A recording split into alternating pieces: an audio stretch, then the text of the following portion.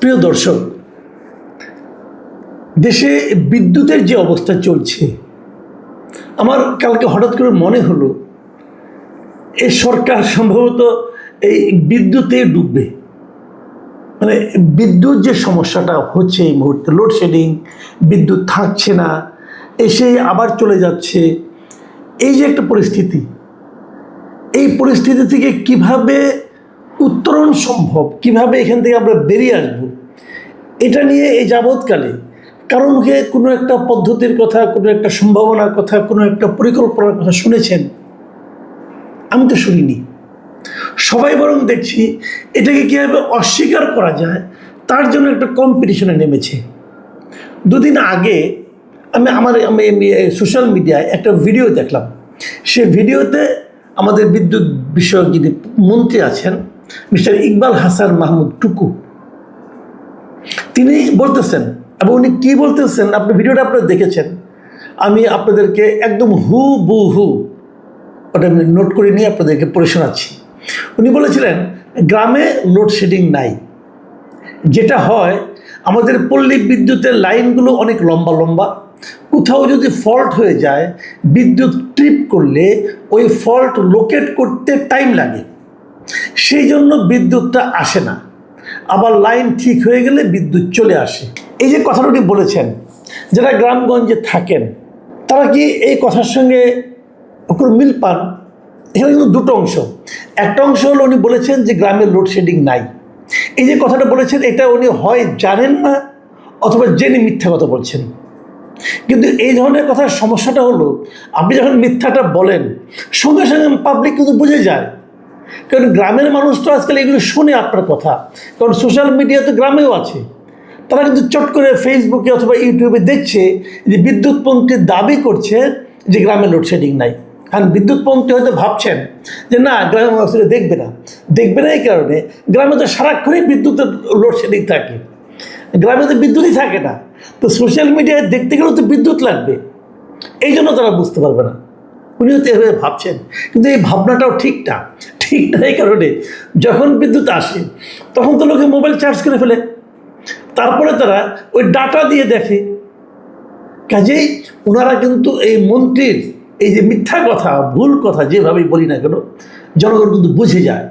যখন বুঝে যায় তখন আপনার সম্পর্কে, আমি বিদ্যুৎপন্থীকে বলছি, আপনার সম্পর্কে তাদের ধারণাটা কি দাঁড়ায় ভাই? পাশাপাশি আপনি এই সরকারকে কোথায় নিয়ে যাচ্ছেন সেটা নিয়েও কিন্তু তাদের মধ্যে একটা ধারণা জন্ম নেয়। কাজে এই কথাটা ডাহা মিশা কথা। পরের যে পার্টটা আছে, যে আপনাদের লাইনগুলো অনেক লম্বা লম্বা, কোথাও যদি ফল্ট হয়ে যায় তাহলে লোকেট করতে টাইম লাগে, এটা ঠিক, এই কথাটা আমি অস্বীকার করি না। আমি অনেকের সাথে যোগাযোগ করেছি, তারা আমাকে বলেছে এই তথ্যটা ঠিক আছে, উনি এটুকু ঠিক জানেন। কিন্তু পাশাপাশি এটাও ঠিক যে সামান্য একটু ঝড় বৃষ্টি হলেই কিন্তু পল্লী বিদ্যুতের লাইনগুলোতে বিদ্যুৎ চলে যায়। এখন ঝড় বৃষ্টির সময় একটু দ্রুতই যায়, কিন্তু এটাকে সব জায়গায় যায় তা না, যায় একটু বেশি যায় ঢাকার চেয়ে। এর কারণটা হলো পল্লী বিদ্যুতের যে লাইনের ম্যাটেরিয়ালগুলো, এই ম্যাটেরিয়ালগুলো খুবই নিম্নমানের ম্যাটেরিয়াল, এবং এটা দেখার কেউ নাই। পল্লী বিদ্যুৎ হলে একটা স্বাধীন প্রতিষ্ঠান মনে হয়, স্বাধীন মনে হয় মাঝে মাঝে যে স্বাধীন বাংলাদেশের মধ্যে পল্লী বিদ্যুৎ মনে হয় আরেকটা স্বাধীন দেশ। ওখানে যারা কর্তা ব্যক্তি আছেন ওনাদের ইচ্ছা মতোই সব চলে। ওনারা এই যে আমি যতটুকু জানি, কিছুদিন আগের কথা বলি আপনাদেরকে, এই যে ম্যাটেরিয়ালগুলো খারাপ ম্যাটেরিয়াল এখানে কেনা হয়, এর প্রতিবাদ করায় ওদেরকে প্রায় 41-42 জনের মতো লোককে এই পল্লী বিদ্যুতের কর্মকর্তারা চাকরি থেকে বের করে দিয়েছে, কোনো রকম নিয়মকানুন না মেনে, জাস্ট অফিসিয়াল অর্ডারে চাকরি থেকে আউট। এবং তাদেরকে চাকরিতে আউট করা ঠিক হয় না, বেআইনি হয়েছে, এ নিয়ে মন্ত্রণালয় অন্তর্বর্তীকালীন সরকারের সময় বিদ্যুৎ বিভাগ চিঠি লিখেছে যে তাদেরকে চাকরিতে নেওয়া হোক, এই সরকারের সময় চিঠি লিখেছে চাকরিতে নেওয়া হোক, কিন্তু নেওয়া হয় নাই। কারণটা কি? কারণ তারা প্রতিবাদ করেছিল, বলেছিল যে এই সমস্ত ম্যাটেরিয়াল আপনারা এখানে অপচয় করছেন, চুরি করছেন। এখন যারা চোরের সমর্থক, তারা দেখছে এরা থাকবে তো সমস্যা, এদেরকে সরিয়ে দাও, দিয়েছেন সরিয়ে। লাভটা কি হয়েছে? আলটিমেটলি থেকে নিতে হবে, তো আপনারা কেন এগুলো করছেন? যখন এটা অন্য প্রসঙ্গ, ওই প্রসঙ্গে আমি আসতে চাই না। আমি এখন বরং এটাই বলি যে এই যে লোডশেডিং যেটা হচ্ছে, যেটা সরকারের জন্য একটা বড় ঝামেলা হবে, এটা কেন হচ্ছে লোডশেডিংটা? লোডশেডিং হওয়ার মূলত তিনটা কারণ, যে যতটুকু আমি জানতে পেরেছি। প্রথম কারণ হলো বিদ্যুৎ উৎপাদন করতে যে জ্বালানি লাগে, কয়লা অথবা গ্যাস যেটা লাগে, এলএনজি যা লাগে, এই জ্বালানির এক ধরনের সংকট, জ্বালানি নেই, জ্বালানির কয়লা এবং গ্যাসের তীব্র একটা সংকট আছে। এটার কারণে বিদ্যুৎ উৎপাদন হচ্ছে না। উৎপাদনের বিদ্যুৎ প্ল্যান্ট কিন্তু আছে প্রচুর, কিন্তু উৎপাদন করতে পারছেন না আপনারা। দ্বিতীয় কারণটা হলো আদানি যে পরিমাণ, আদানি কাছ থেকে যে 1600 মেগাওয়াট বিদ্যুৎ আপনার বাংলাদেশ গভর্নমেন্ট পায়, নিয়মিত আনে, সে আদানির বিদ্যুৎটাও কিন্তু ইদানিং একটু কম আসতেছে, কারণ তাদের কয়লা পরিবহন নিয়ে কি একটা ঝামেলা আছে, এই জন্য তারা একটু কম দিচ্ছে। এটা খুব স্বাভাবিক এই কারণে, এটা নিশ্চিত থাকেন আপনি বিদ্যুৎ ভারত থেকে আনছেন, ভারত থেকে আপনি নিরবিচ্ছিন্ন বিদ্যুৎ পাবেন কি পাবেন না, এটা অনেক কিছুর উপর নির্ভর করবে। যখন আমাদের এখানে ক্রাইসিসটা থাকবে, আপনি নিশ্চিত থাকেন ওই সময় তারা আপনাকে ঠেকাই দিবে। এটা ভাই পলিটিক্স, তাই না? কিছু তো করার নাই। 3 নম্বর যে কারণটা, সেটা হলো ওই যে সঞ্চালন ও বিতরণ সমস্যা। এই যে লাইনগুলি নিম্নমানের, কিছু কিছু লাইনের সমস্যা আছে, যেখানে কি আরইবির কথা বললাম আমরা, পল্লী বিদ্যুতের কথা দেখুন, এবং অনেকগুলি বিতরণী কোম্পানি হয়ে গেছে, যে কারণে ডেস্কো, ডিপিডিসি, অমুক তমুক, অনেক এদের মধ্যে আবার ইন্টারনাল ঝামেলা আছে। যাক, ওইগুলি বলতে গেলে আবার আরও অনেক ঘটনা, বলবেন যে এত কথা বলার দরকার কি, দরকার নেই, আমি মূল লাইনেই থাকি, লোডশেডিংয়ের লাইনেই থাকি।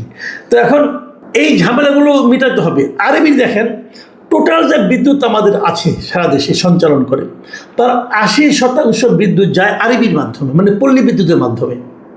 এই পল্লী বিদ্যুতের কিন্তু আবার সারা দেশে অনেকগুলো সমিতি আছে, খুবই সাইন্টিফিক একটা পদ্ধতি তারা বিদ্যুৎগুলি বিতরণ করে। এই সমিতিগুলি কিন্তু এখন ঝুঁকির মুখে পড়ে গেছে, কারণ এই যে বিদ্যুৎ পাচ্ছে না গ্রামের লোক, না পেলে তারা কী করছে, তারা হলো ওখানকার স্থানীয় মানুষ, তারা তো অত বোঝে না যে বিদ্যুতের যে ঢাকা থেকে তাদের এখানে কম যাচ্ছে, অথবা বিদ্যুৎ কেন্দ্র থেকেই তাদের এখানে কম যাচ্ছে, তারা তো এটা বোঝে না। তাদের বক্তব্য বিদ্যুৎ আমরা পাচ্ছি না কেন, এবং তারা সেই পল্লী বিদ্যুৎ সমিতিগুলো, উপকেন্দ্রগুলো ঘেরাও করছে, মারপিট হচ্ছে। এই মাঝখানে তো দেখলাম যে টাঙ্গাইলের এক ঘটনা, সেখানে একজনকে তো মেরে তারা হাসপাতালে ভর্তি করতে হয়েছে। তো এটা কিন্তু সামনের দিনগুলোতে বাড়বে ভাই, কারণ আপনি যখন বিদ্যুৎ দিয়ে, আওয়ামী লীগ সরকার যে কাজটা করেছে, তারা তো সব জায়গায় নিরবিচ্ছিন্ন বিদ্যুৎ দিয়েছে। ওই বিদ্যুৎ পেয়ে যখন মানুষ অভ্যস্ত হয়ে গেছে, এখন আপনি যত কারণই দেখান, বিদ্যুৎ দিতে না পারলে মানুষ প্রথমত ওখানে আক্রমণ করবে, ঝামেলা করবে, হইচই করবে, ভাঙচুর করবে। দ্বিতীয়ত সরকারের প্রতি বীতশ্রদ্ধ হয়ে উঠবে। এখন আপনি কিভাবে দেবেন আপনার ব্যাপার, আপনি বলবেন এই কারণ সেই কারণ, মানুষ কিন্তু ভাই কারণ শুনতে চায় না। মানুষের বক্তব্য হলো আগে পেয়েছি, আপনি পারছেন না কেন?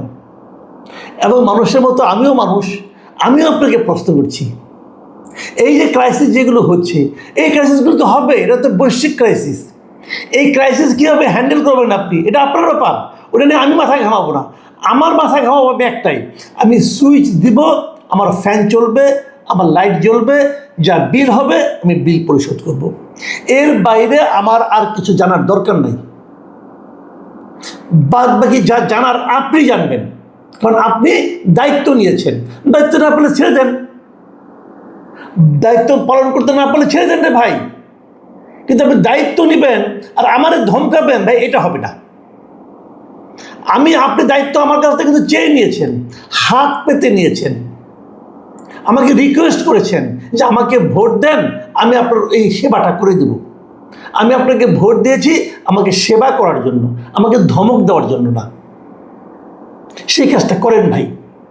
আমি সরকারকে বলবো, আপনারা এমন একজন লোককে বিদ্যুৎ মন্ত্রী বানিয়েছেন, যিনি আপনাদের পূর্ববর্তী সরকার, যখন 2001 সালে যখন সরকার গঠন করে, তখন এই লোককেই বিদ্যুৎ বিভাগের, বিদ্যুৎ মন্ত্রণালয়ের প্রতিমন্ত্রী বানানো হয়েছিল।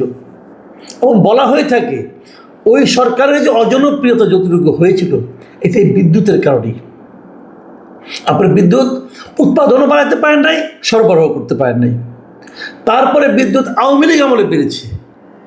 যত আওয়ামী লীগের আপনার হাজার রকম বদনাম করেন, আমিও করি, আওয়ামী লীগের হাজার রকম সমালোচনা আমিও করি, আপনিও করেন, সবাই করেন, কোনো আপত্তি নেই। কিন্তু আওয়ামী লীগ আমলে বিদ্যুৎ বেড়েছিল, বিদ্যুতের উৎপাদন বাড়ানো হয়েছিল, বাড়াতে পেরেছিল, এবং দেশের মানুষ নিরবিচ্ছিন্ন বিদ্যুৎ পেয়েছিল। এটাই বাস্তবতা। আমি কাগজ কলমের হিসাবে যাচ্ছি না, গেলে আপনাদের মাথা খারাপ হয়ে যাবে। কিন্তু আমি যেটা যাচ্ছি সেটা হলো, সাধারণ মানুষ ওদের অভিজ্ঞতা থেকে জানে। মানুষকে এখন জিজ্ঞাসা করেন, মানুষ কিন্তু এতদিন বলে নাই যেই মাত্র আপনি বিদ্যুৎ দিতে পাচ্ছেন না, যেই মাত্র লোডশেডিং বাড়ছে, সেই মাত্র মানুষ প্রশ্নগুলি করছে লোডশেডিং কি হচ্ছে। দেখুন, আমি একটা লোডশেডিং হিসাব দিই।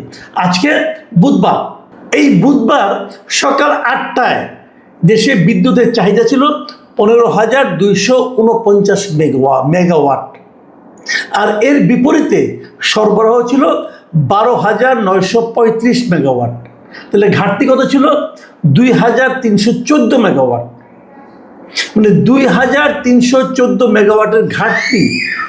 তো এই যদি ঘাটতি হয় আপনার, তাহলে আবার ধরেন না, গত রাতে মানে মঙ্গলবার দিবাগত রাতে 1টার সময় দেখা গেছে যে লোডশেডিং ছিল 3,194 মেগাওয়াট। মানে বিশাল ঘাটতি। এবং এই ঘাটতি শহরাঞ্চলে ছিল কম। মানে বিদ্যুৎ যখন নাকি ঘাটতি হয়ে যায়, তখন সরকার কি করে? শহরের মানুষকে ঠান্ডা রাখতে চায়, শহরের মানুষকে বিদ্যুৎ কিছু দেয়, কিন্তু গ্রামাঞ্চলে কমাই দেয়। যখন গ্রামাঞ্চলে কম দেয়, তখন গ্রামাঞ্চলে কিন্তু বিদ্যুতের লাগে বেশি। 80% বিদ্যুৎ গ্রামেই লাগে, কারণ গ্রামে এই যে আপনার পাম্প চলে, মিল চলে, এগুলি চলে, ওখানে লাগে। তো যখন গ্রামাঞ্চলে বিদ্যুৎটা কমে যায়, তখন লোডশেডিং বেশি হয়। এমনও গ্রাম দেখা গেছে বিভিন্ন জায়গায় যে 12 ঘন্টা 13 ঘন্টা পর্যন্ত বিদ্যুৎ নাই। তো দিনের মধ্যে যদি অর্ধেক দিনই বিদ্যুৎ না থাকে, তো সেখানকে মানুষ কি আপনাদেরকে প্রশংসা করবে? আমি কিন্তু খুবই আতঙ্কের মধ্যে আছি আমি এই সরকারকে নিয়ে, যে সরকার এটাকে কীভাবে হ্যান্ডেল করবে। এবং আমার ধারণা যে ভদ্রলোককে দায়িত্ব দেওয়া হয়েছে উনি পারবেন না, ওনার কথাবার্তা ঠিক নাই। শুরুতে বললাম না, উনি বলছেন যে গ্রামে বিদ্যুৎ, গ্রামে কোনো লোডশেডিং নাই। এই ডাহা মিশা কথা কইয়া সে কাকে মানে সন্তুষ্ট করতেছে, কাকে বোঝাচ্ছেন যে গ্রামে লোডশেডিং নাই? গ্রামে লোক যাই কথা বলতে পারবেন? এই ভদ্রলোকে আমি চ্যালেঞ্জ দিলাম, যে কোনো একটা গ্রামে যে লোকজনকে ডেকে খালি এই কথাটা বলবেন যে গ্রামে কোনো লোডশেডিং নাই, তারপরে ওখান থেকে বেরিয়ে আসবেন। পারবেন? পারবেন না। এটাই হলো রিয়েলিটি। প্রথমত আপনাকে বাস্তবতাকে স্বীকার করতে হবে, দ্বিতীয়ত পাবলিকের কাছে ক্ষমা চাইতে হবে যে আমি পারতেছি না, তৃতীয়ত যদি আপনার কাছে কোনো প্ল্যান থাকে সেই প্ল্যানটা পাবলিককে ইনফর্ম করতে হবে এবং সেইভাবে কাজ করতে হবে। আর যদি প্ল্যান না থাকে মাপ চেয়ে চলে যেতে হবে, আর না হলে পাবলিক আপনাকে চলে যেতে বাধ্য করবে। কথাগুলি মনে রাখবেন। আমি হয়তো কথাগুলি বেশি কড়া ভাষায় বললাম, কিন্তু যখন নাকি বিদ্যুৎ না থাকে, মানুষ তো বিদ্যুৎ ব্যবহার করে অভ্যস্ত হয়ে গেছে ভাই। এই জিনিসটা কেন বুঝেন না? একসময় দেশে গ্রাম্য এলাকায় ফ্যান চলতো না, মানুষ হাত পাখা দিয়ে, তালের পাখা দিয়ে বাতাস করতো, মানুষের জীবনযাপন অভ্যস্ত হয়ে গেছে। তারপরে এখন ফ্যান চালাই অভ্যাস করছে। এখন তো আপনি এখান থেকে ব্যাক করতে পারবেন না। সে কিছুদিন আগেও ফ্যান চালাইতে পারতো, এখন পারতেছে না। এইখান থেকে আপনাদেরকে ব্যাক করাতে গেলে কিন্তু সে রিভোল্ট করবে। এটাই দুনিয়ার নিয়ম।